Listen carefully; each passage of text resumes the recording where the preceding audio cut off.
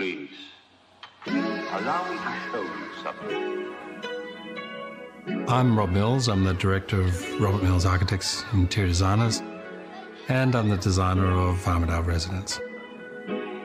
Armadale's, I think, special. It reminds me of villages like Notting Hill in London, and it's one of 3 areas or suburbs in Australia that has this character. It's a village.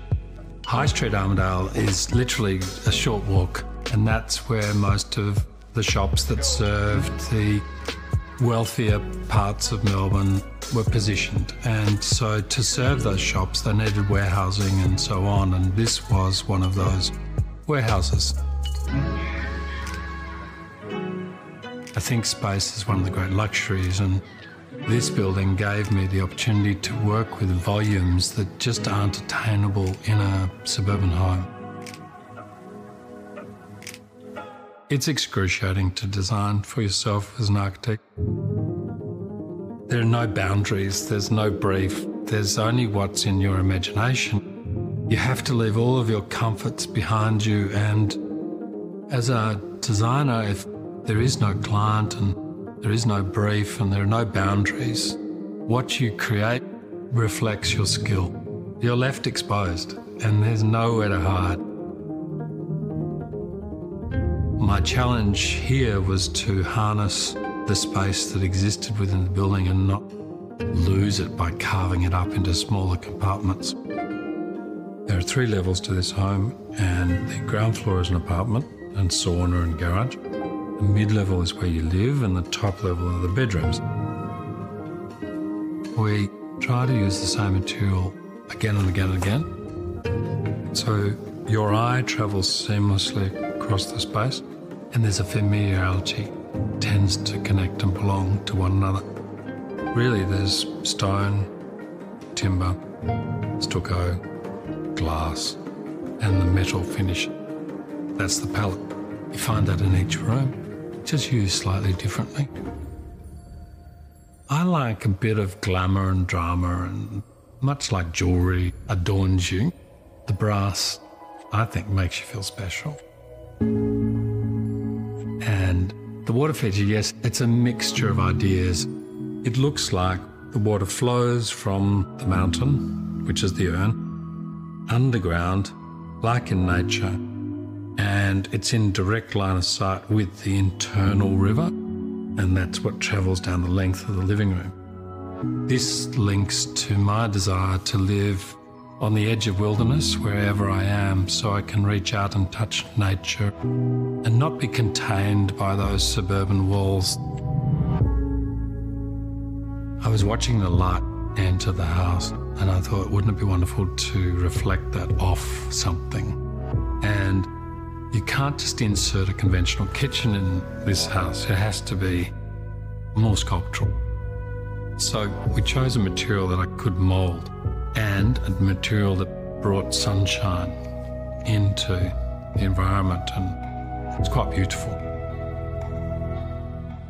Materials evoke emotion. They remind us of our experiences. In the case of this study, I wanted to create an English study. The study is a place where you can cocoon yourself and separate yourself from the outside world by closing the timber shutters, so the entire room is lined with timber. Or you can open the shutters and sit and read with the light coming in and watch the world outside. It's off the main living room, which is a vast space, high ceilings, whereas this is small and intimate. You need to physically transition from one to the other if you want to change your mindset a little bit. And the 2 steps down are very much a part of that experience. The spiral stair, one of the advantages of it is it's actually incredibly practical, so you can build a design around that stair that uses space in a manner that can't be more efficient. And at the same time, you're creating art. No other building has had such an influence on me, because the original volume of the space I lived with taught me the power of space. And so it's influenced all of the buildings that I've designed since. And if a building can harness natural light and fresh air, you're giving, as a designer, to the person who lives in that space, those very qualities that are essential to our mental and physical well-being. Because it's not just about raising people's emotions and senses and making them feel special. It's ensuring that the place that they live in is healthy. And so we remove all toxins from the specification and choose materials very carefully that don't have toxins in them. Rather than paint on the walls, we use stucco, which is a natural material, and all the glues and so on are hand-picked for their cleanliness. Every material within this building has been hand-picked to create a healthy environment to live in. Then there's the importance of creating a space that challenges you mentally, which is very much part of wellness.